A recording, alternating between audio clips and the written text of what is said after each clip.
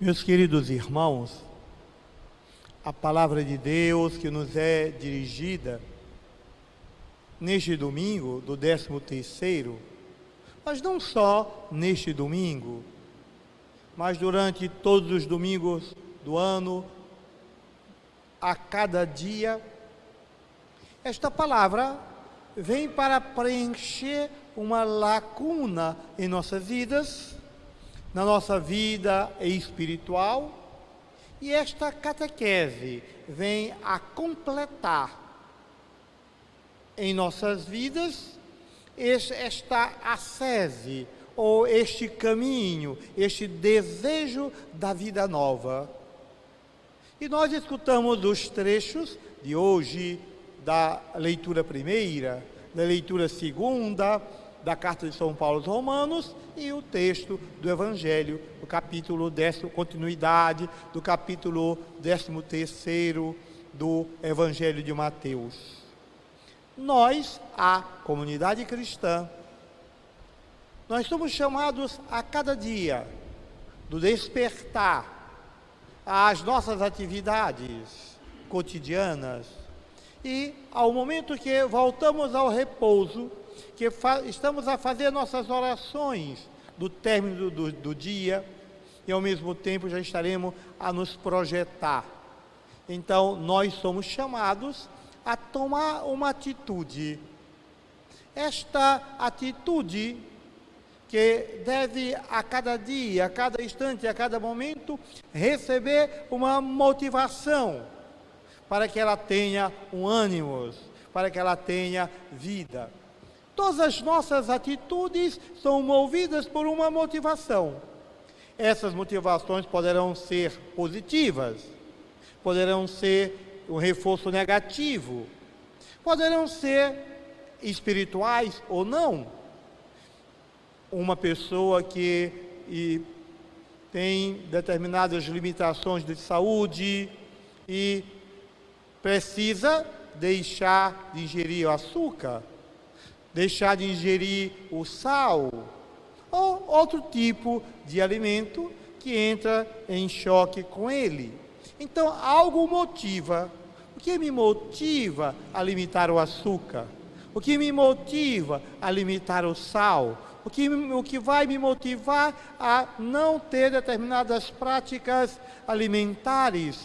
O que poderá me motivar a fazer exercício físico, a ter uma determinada caminhada, repor uma quantia de líquido ao meu corpo em determinadas horas. Então, isso são motivações que nos vêm para uma finalidade.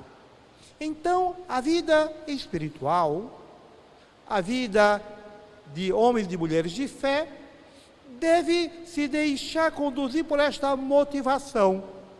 Esta motivação é a palavra, esta motivação a Eucaristia, esta motivação a doutrina, esta motivação o desejo de algo novo.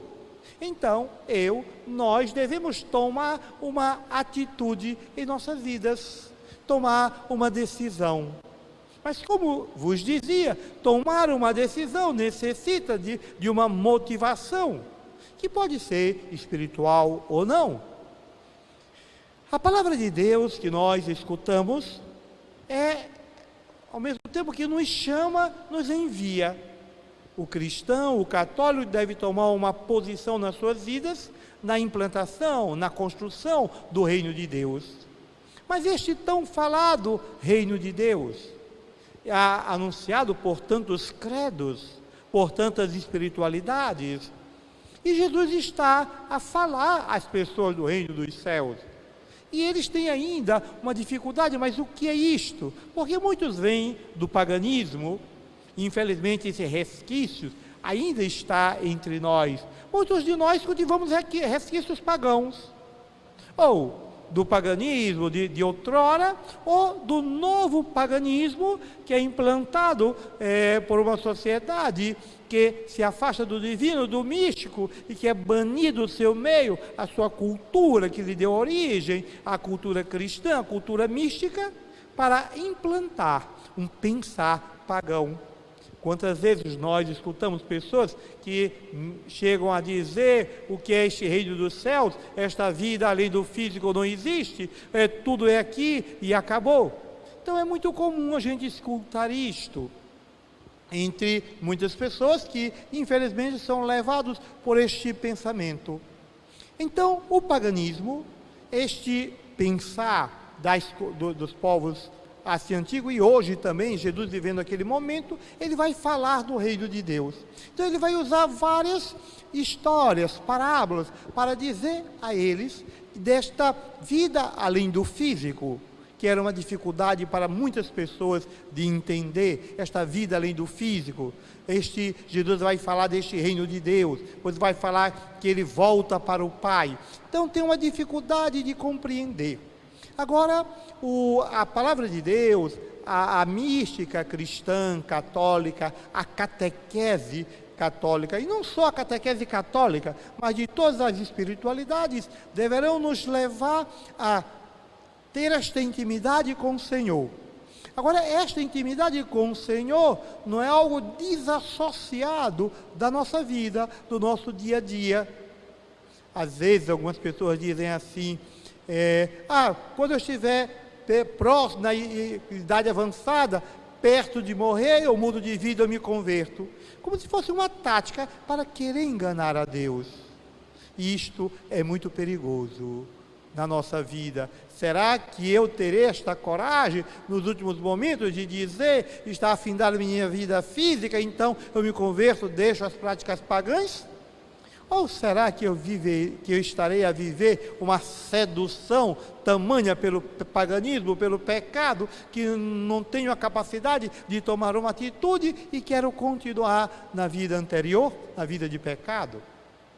Então, meus queridos, para nos reforçar, para nos ajudar, para nos estimular a tomar uma atitude, nós temos a leitura primeira, que nos fala da sabedoria, o Deus sábio, e a sabedoria emana de Deus, e Deus é a própria sabedoria.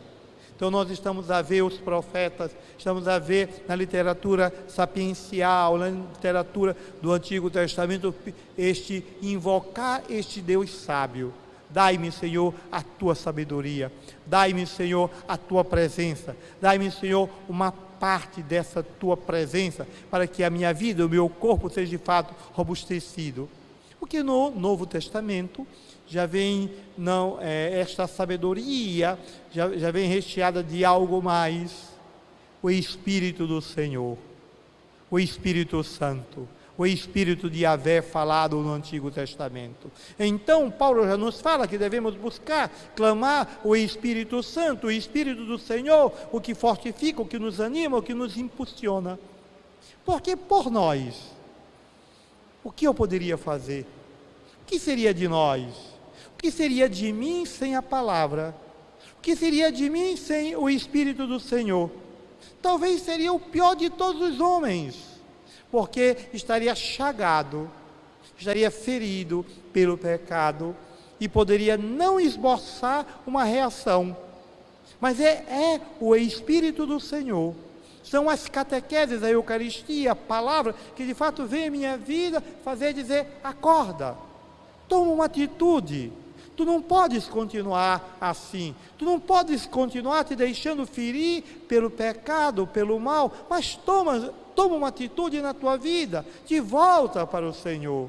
Como nos diz na palavra, escuta, ouve Israel, volta para o Senhor teu Deus. Então este convite está, volta ao Senhor teu Deus.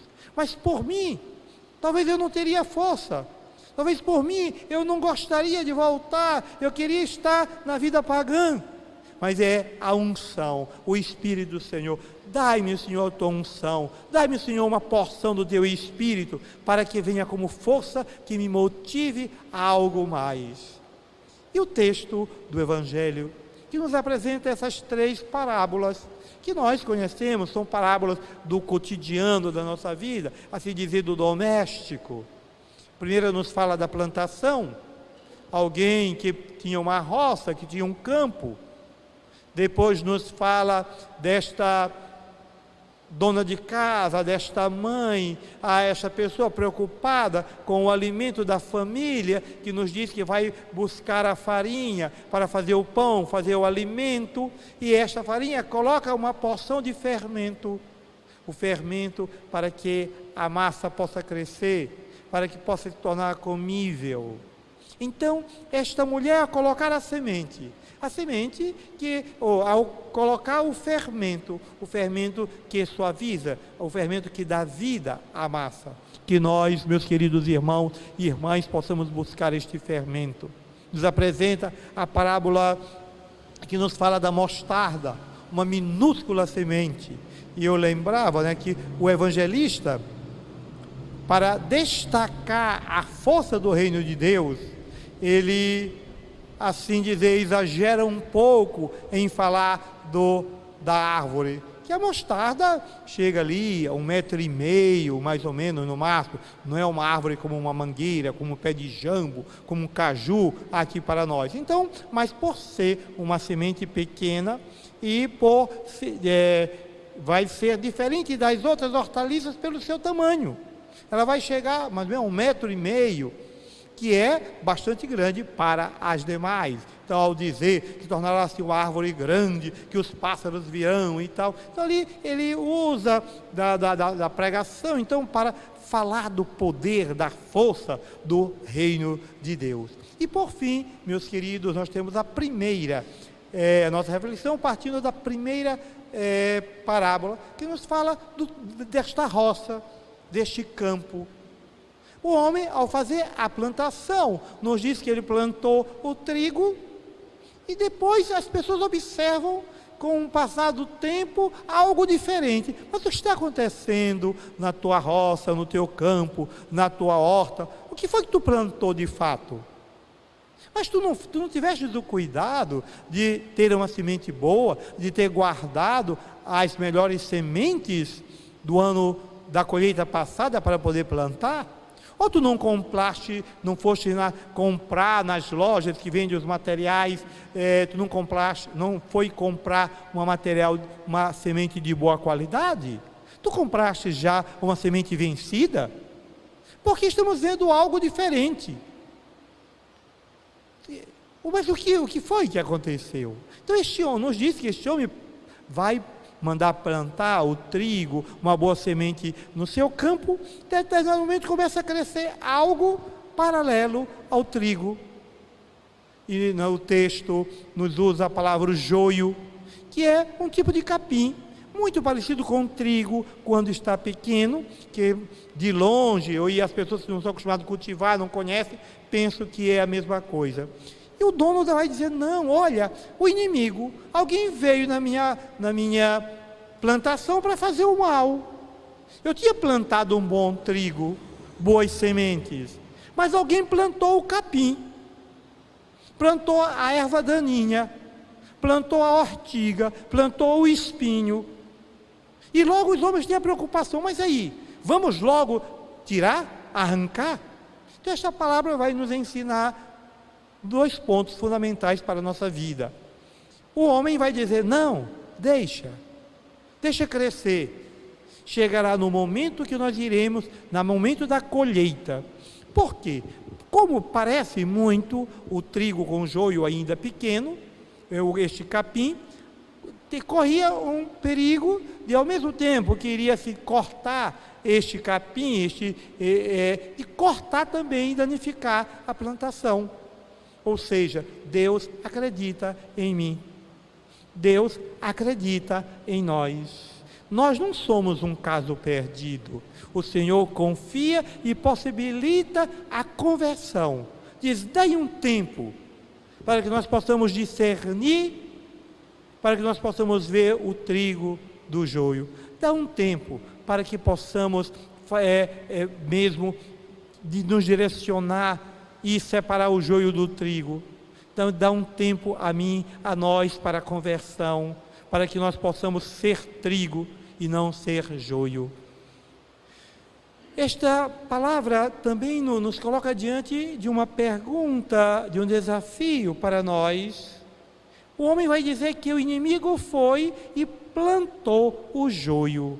Ou seja, o joio é o sinal da divisão, da inveja, do pecado, do mal, da destruição, da opressão, da miséria.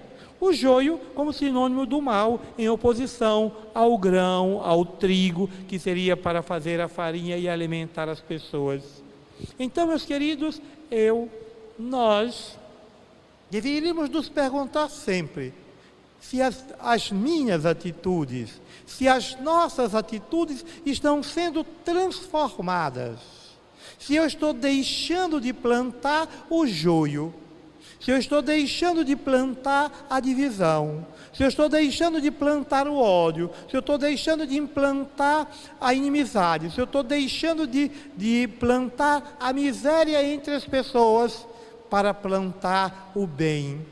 E venho a lembrar, como sempre, o ápice da cultura, da mística, que o Pai Francisco nos apresentou, dizendo: devemos ser homens e mulheres da cultura da paz e do bem. Dizendo: Senhor, onde houver ódio, onde houver trevas, onde houver tudo aquilo que divide, que eu possa levar a luz, que eu possa levar a comunhão, que eu possa levar o amor. É um grande desafio para nós. Infelizmente, quantas vezes em nossa vida nós temos o resquício do paganismo, estamos a plantar o joio, sufocando o trigo, sufocando o bem. Deus de infinita bondade e misericórdia, vós que sois o sumo de toda a sabedoria, Tu és o Deus Santo, o Deus Forte, o Deus Todo-Poderoso, que disseste através de Jesus Cristo que enviava o Teu Espírito para que nós pudéssemos anunciar a boa nova. Venha, Senhor, sobre mim, venha, Senhor, sobre nós, venha sobre a nossa casa, a nossa família, nosso local de trabalho, a Tua sabedoria. Venha, Senhor, o Teu Espírito, venha, Senhor, fazer de nós, homens e mulheres, que temos a motivação, a coragem de quê?